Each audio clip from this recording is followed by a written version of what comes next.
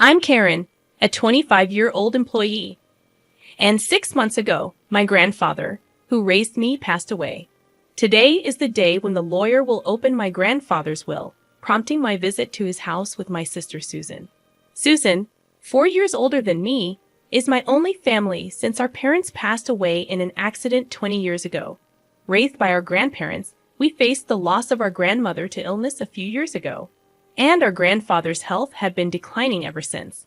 Concerned for him, I chose to live in an apartment near his house, regularly checking on him. "You're a grown woman. It's unbecoming to keep coming back home," my grandfather would say cheerfully. But despite his words, I continued my visits. One day, arriving as usual, I discovered my grandfather in pain at the entrance. In a panic, I called an ambulance, but he passed away suddenly. "Hey, what are you daydreaming for? At least prepare some tea." My sister Susan's voice brought me back to reality. "Right, the lawyer will be here soon," I replied, heading to the kitchen. Glancing at Susan stretching out her legs on the mat and yawning, I could still smell her strong perfume from a distance. "She's the same as always," I murmured as I placed the kettle on the stove. My sister had always been self-centered, dyeing her hair in her teens and hanging out with delinquents. She demanded money without working, causing trouble that our grandparents had to apologize for, leaving me to deal with the fallout as the quiet one. Even as an adult with no stable job, she drifted around, working part-time. I knew she had been asking our grandfather for money in my absence, finding the situation troublesome. If it weren't for the inheritance, I thought, interrupted by Susan's formal greeting to the arriving lawyer. "Ah, you must be the lawyer. Thanks for coming today," she said in her high-pitched voice. Rushing to join them, I thanked the lawyer for his presence, recalling his kind eyes that mirrored my grandfather's. The lawyer's badge gleamed brightly on his chest as we began the process after offering incense in front of my grandfather's portrait. He took a sip of the tea, marking the beginning of a significant and uncertain chapter in our lives. I retrieved my grandfather's will, a document entrusted to him while he was still alive. Its contents revealed that my elder sister Susan was to inherit $20 million in cash, while I, the younger daughter, would inherit the house and the land it stood on. Upon hearing this, Susan burst into laughter, finding it amusing that she was to receive a substantial sum while I, the younger and supposedly plainer sister, would only inherit an old house. "It's just right for someone as plain as you," she remarked snidely. I retorted, pointing out that it wasn't just the house but also the land. She dismissed the value of the land in such a seemingly undesirable location, expressing a preference for cash.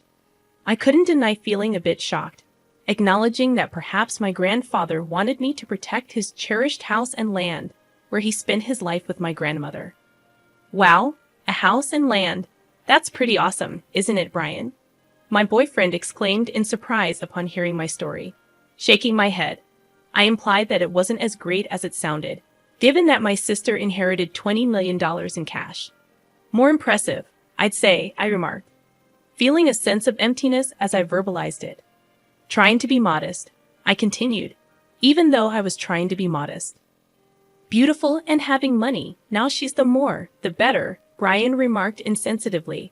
Earning a side glance from me, realizing his mistake, he jokingly added, "Your comfort means more to me than money." Brian had been my boyfriend since I started working, and we met at a social event. Although he hadn't proposed yet, I had been considering marriage, and today was our first date in the wild. I ended up sharing details about my inheritance with Brian, thinking he might become my husband someday. Little did I know that I would come to regret this. A few days later, as I visited the family home I had inherited, I planned to clean and sort out my grandfather's belongings. The property was large, but the house was modest. Contemplating the idea of moving in and living here leisurely with a cat, I considered the absence of rent payments, despite potential maintenance costs for deterioration. I had been working hard and saving, so it shouldn't be a problem. Someday, maybe with Brian. Feeling embarrassed at the thought, I shook my head vigorously and rolled up my sleeves to begin cleaning.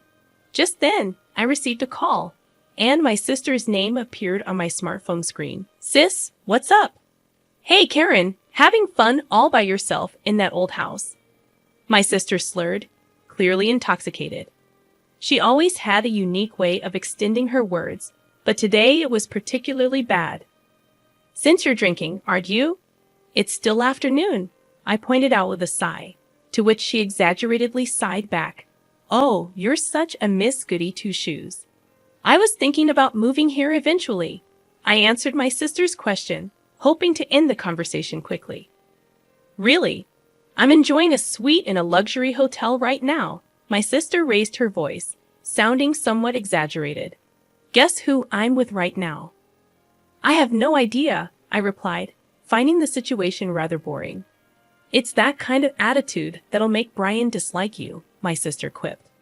What? I'm sorry, Karen. I was flabbergasted when Brian's voice suddenly took over the line. The sudden intervention of Brian threw me off balance, and dizzying question marks popped up in my head. I resented my imagination at this point. A disgusting scenario had been completed in my head. Surprised, huh? My sister's mean-spirited voice chimed in. Ever since you introduced him to me, I thought Brian was quite a catch. She went on to boast about how she had been attracted to Brian since I introduced him, how she knew where he worked because of me, and how she had approached him as soon as he left work. He came along readily when she asked, telling her that she was hundreds of times more attractive than me. I listened in stunned silence, unable to utter a word. Karen, I'm really sorry, Brian's voice came again. Tell me it's a mistake. I tried to speak, but the words wouldn't come. As a man, I had to take this opportunity. I do feel bad about it, but come on, it's impossible to resist a beautiful woman who has $20 million, right? The way he spoke, as if asking me to understand, drained my emotions away, and I felt a cold sensation, like my blood was being drained from me.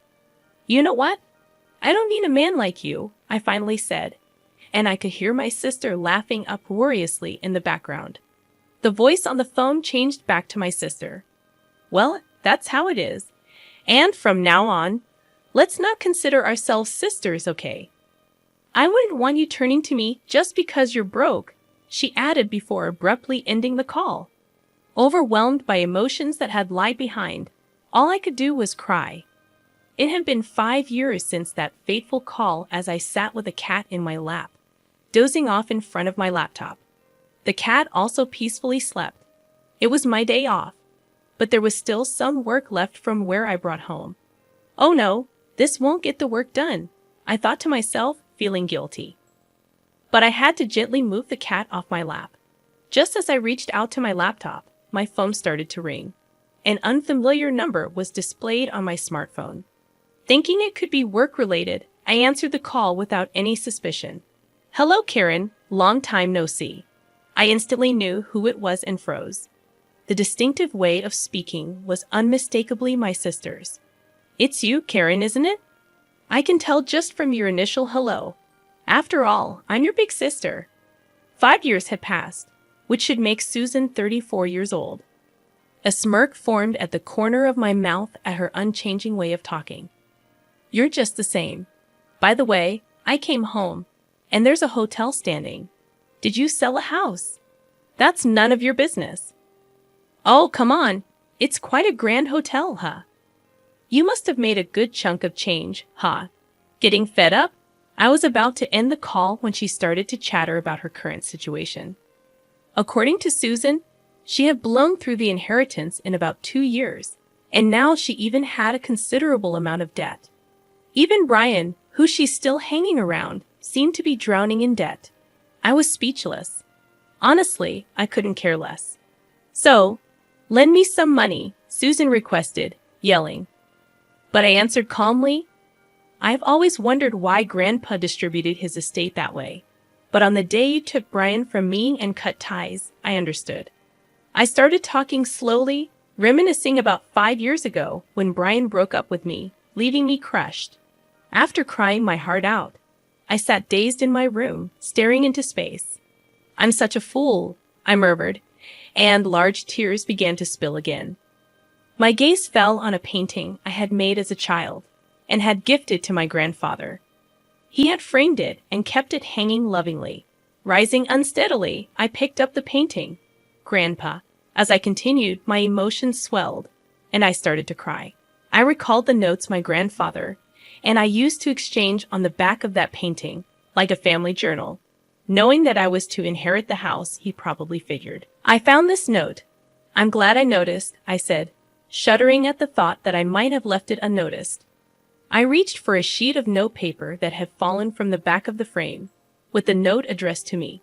The date on the letter was just before my grandfather passed. I knew you'd definitely notice this letter.